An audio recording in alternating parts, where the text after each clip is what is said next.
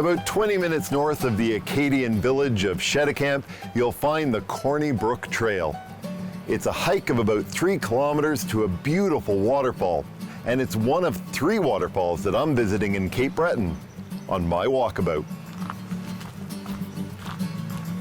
The Corny Brook Trail largely follows the path of Corny Brook itself, which ultimately empties into the ocean near the Corny Brook campground. This trail is one of 26 trails in the Cape Breton Highlands National Park. The park itself covers almost 950 square kilometers and is known internationally. It's truly a place to visit in all seasons.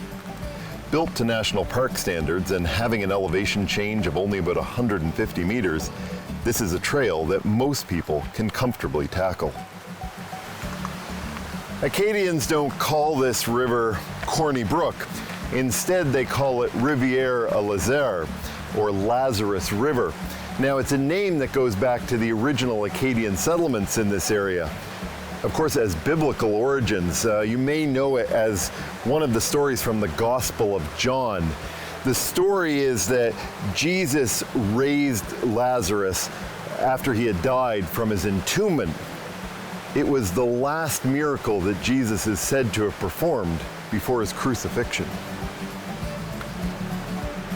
Corny Brook was once part of an Acadian village called Cap Rouge, or Red Cape, named for the point of the same name down to the south of where Corny Brook Campground now sits.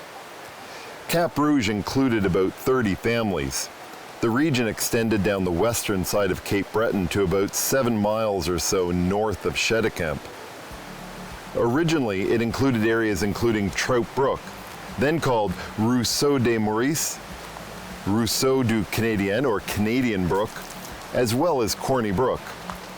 These days, however, Cap Rouge is used to describe all of the Acadian villages expropriated in the area to create the national park, including Presqu'Île and Boutreau. You know, it's easy to forget that the creation of the Cape Breton Highlands National Park involved expropriation of some of the smaller communities in this area. Between 1936 and 1940, communities were evacuated all along this coast. Now, that was more than a little controversial at the time, especially because English communities like Pleasant Bay to the north, instead of being expropriated, actually had the park boundaries drawn right around them.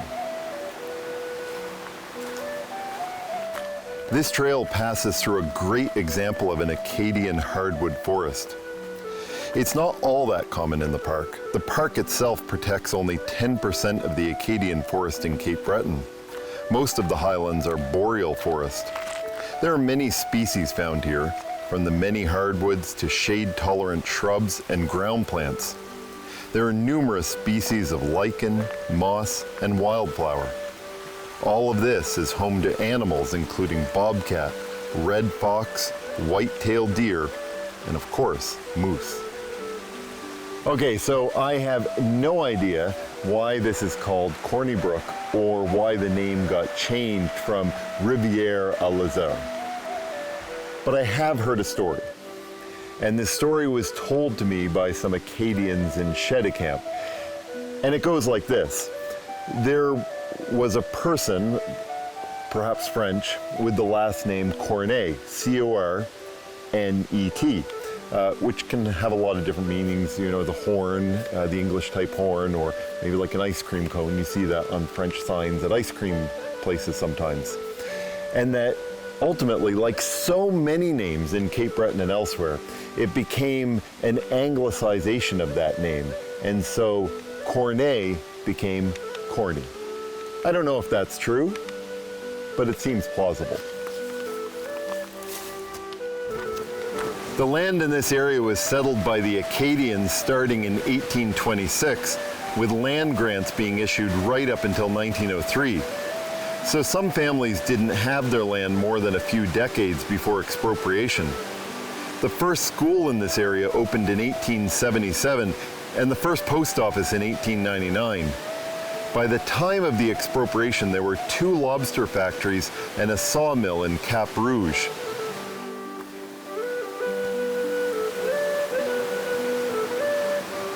It's not believed there were any homes along this river. Nonetheless, it would have played a really important role in the lives of people living in communities closer to the ocean. Of course, this river would have been one of many that brought fresh water from the highlands. And during dry seasons, hunting along the river would have been really important because it would have been a place that animals gathered.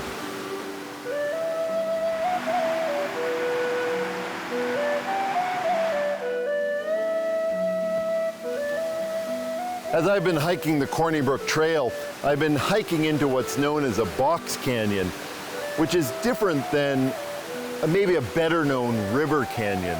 A box canyon boxes you in on three sides. So you have Jerome Mountain and French Mountain on two sides, and then you'll have the waterfall on the third side. If you can imagine this area without trees, in arid locations, box canyons were often used to corral animals. Here, of course, that's not the point, but it is a good example of the box canyon.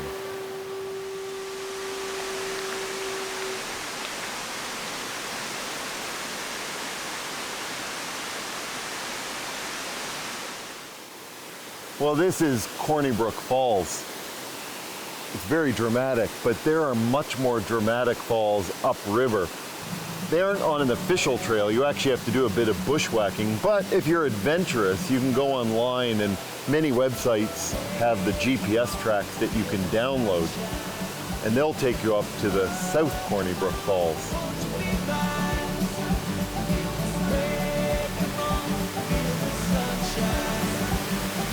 This is such a wonderful and peaceful spot. It's no wonder that this is rated as one of the top 20 waterfalls in all of Nova Scotia. And of course, spending time in the Cape Breton Highlands is always a treat. Now, I hiked in a box canyon, so the only way out is back the way I came. After the break, I'm headed off in search of another waterfall, this time southeast of here, near Bedeck. Sunshine.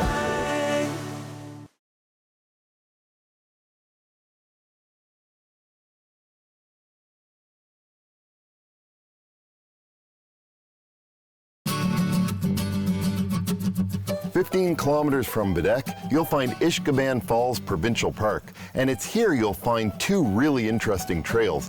There's the River Brook Trail, which is a 3-kilometer loop trail, and there's the Falls Trail, which is a little over a kilometer and takes you to a gorgeous waterfall and a dramatic gorge. It's that Falls Trail that I'm headed out on this morning.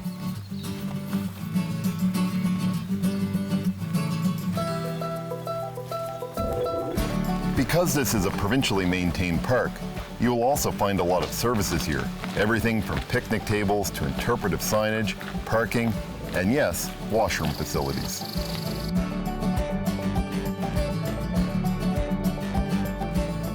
Oddly enough, the province of Nova Scotia and tourism operators in the area use various spellings of Ishka, almost all of them incorrect. This is a bit confusing when searching topographic maps, because Government of Canada topographical maps use only the official name for the waterfall, which, while pronounced the same, is spelled with an E.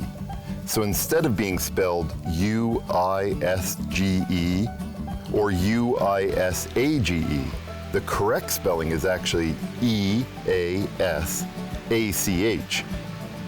The spelling of Ishka with the E is the only official name you'll find in Government of Nova Scotia or Government of Canada official mapping or the Canadian Geographical Names database. So as I said, it's a bit odd to see the parks and tourism folks use a different spelling, and it can make you wonder if you're in the right place if you're using hiking maps. And yes, I've used the more common spelling in this episode because it's the one most people know.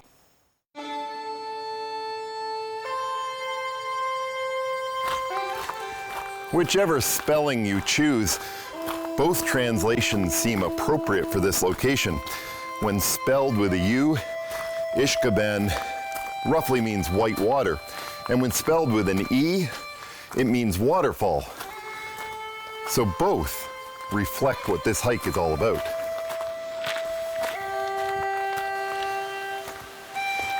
It's here that the two trails in this park separate. Down there, the River Brook Trail, and you can continue on for a 3-kilometer loop, come back and see the falls. I'm staying on the Falls Trail.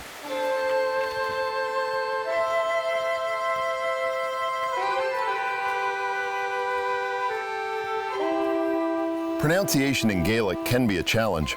Commonly, the name of this park is pronounced either Ishkabane or Ishkabane. You may have heard a similar phrase, Ishkabaha, which roughly translates to water of life in both Scottish and Irish Gaelic. In Irish Gaelic, the term is also one of a number of words for whiskey. Gaelic is in the midst of a strong revival in Cape Breton. You see traditional Gaelic place names on road signs across the island. Gaelic songs are popular, and the Gaelic college not far from here is thriving.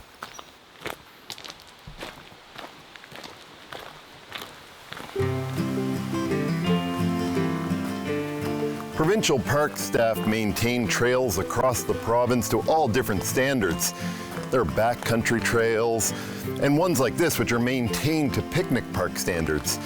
That makes this trail really easy to walk, and being so short and a beautiful waterfall at the end, well, that means that it's somewhere that people of all ages and abilities enjoy coming. It's even somewhere you can come in all seasons.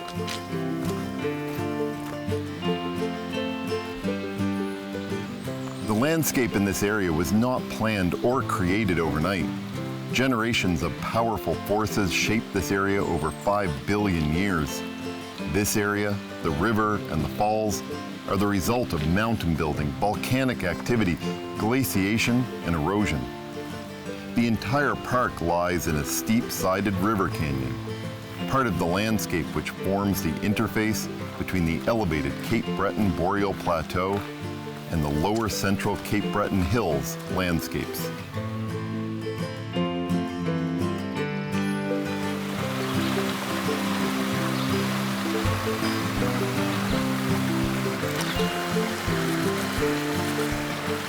Ishkabane Falls is part of the Brook River system, which is one of a number of rivers that flows down off the Cape Breton Boreal Plateau and finds its way all the way to the Bredor Lakes. No matter what season you come here, you'll find all kinds of different plant life. Many rare species are found in this park, but also many excellent specimens of common plants like deciduous and conifer trees. There are many impressive hardwood stands along this trail, including large maple trees, which form a canopy at the bottom of the gorge.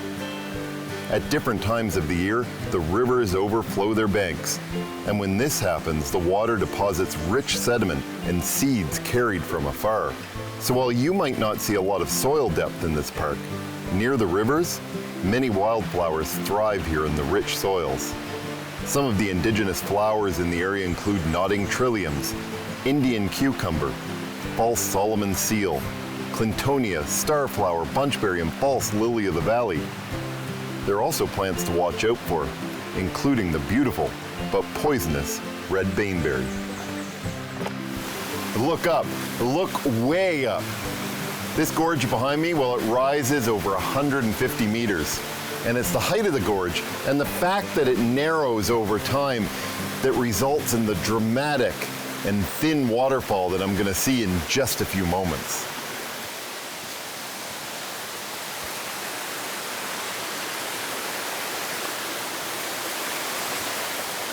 Wow, that is a waterfall.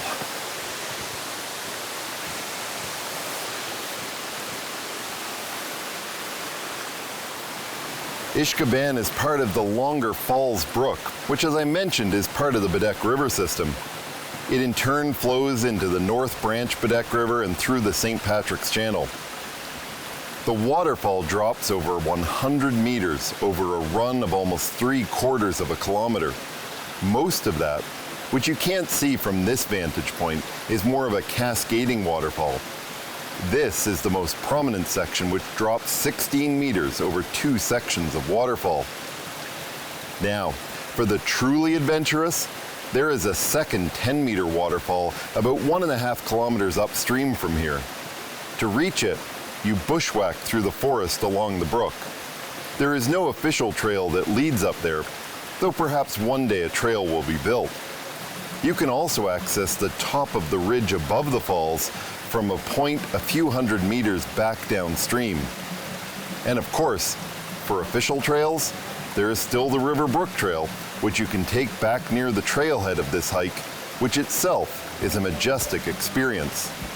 That trail follows the North Branch Bedeque River and winds its way through sugar maple, yellow birch, and beech forests at the foot of the river valley. Many trees along that hike are over a century old.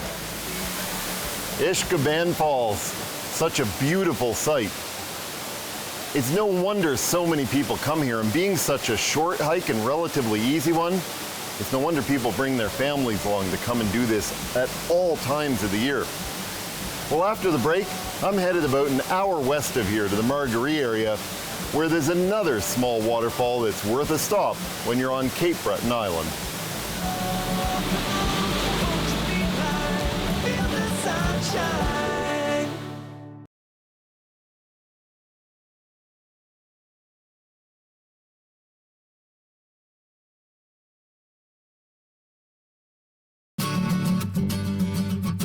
About an hour west of Ishkabane Falls, here in Scottsville, Inverness County, you'll find the Egypt Falls trailhead. It's almost unmarked. In fact, it's actually on private property, but the falls themselves are on Crown land. These falls are the widest in all of Cape Breton at 60 feet. Now, being that the trailhead is on private property, absolutely be sure to follow the principle of hiking.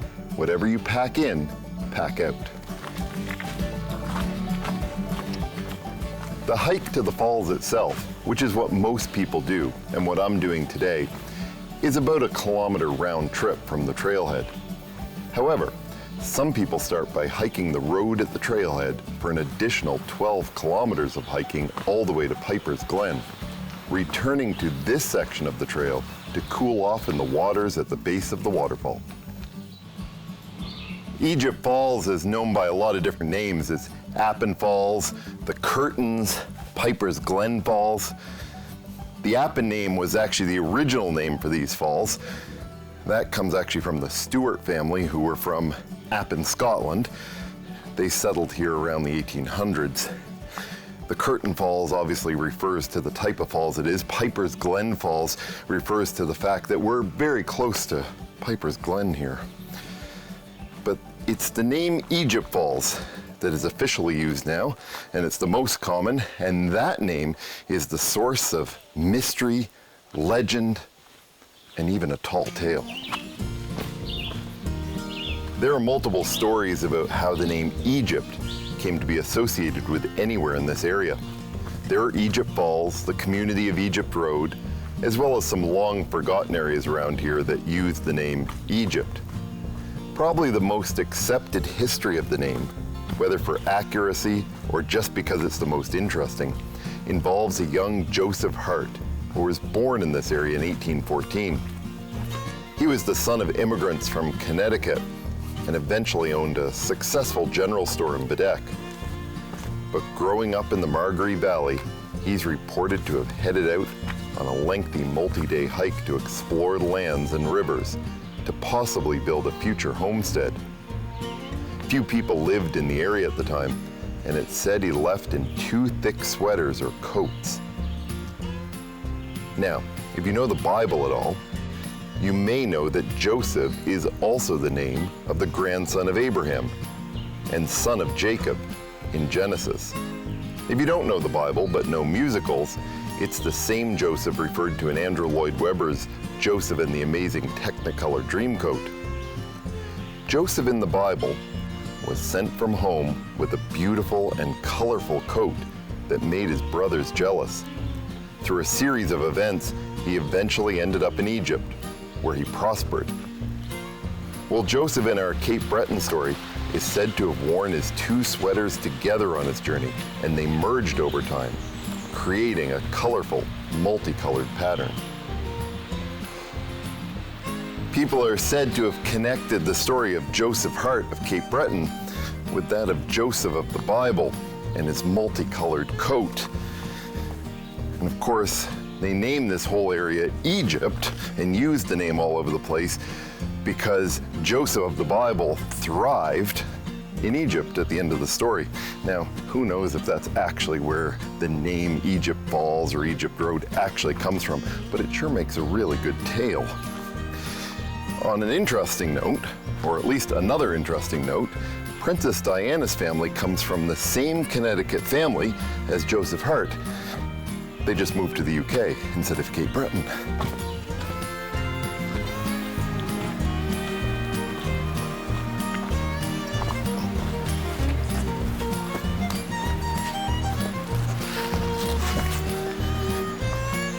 One of the landowners in this area is a Canadian Forces veteran by the name of Fabian Henry. He's formed an organization which is supporting a project called Veterans for Healing. He's picked up about 130 acres in this area with the idea to build a retreat, a healing retreat, if you will, for people who are living with PTSD. As part of that, he's agreed to keep the access to Egypt Falls public.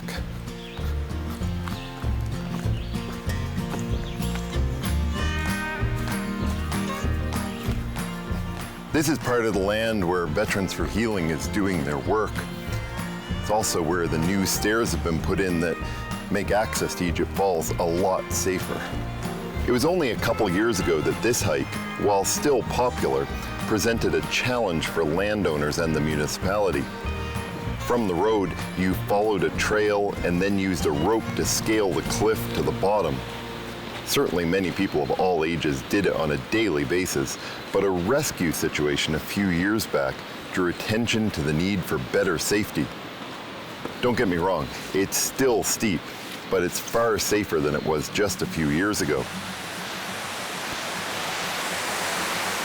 This is Matheson Glen Brook, and up ahead, Egypt Falls.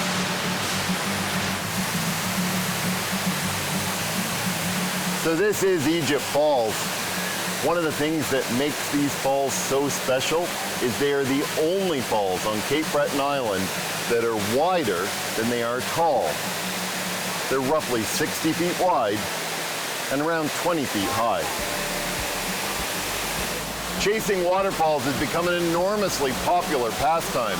You know, people always seem to look for the tallest waterfall. But just like people, waterfalls come in all shapes and sizes. And sometimes the smaller waterfalls, like the three I visited on Cape Breton Island, are just as spectacular.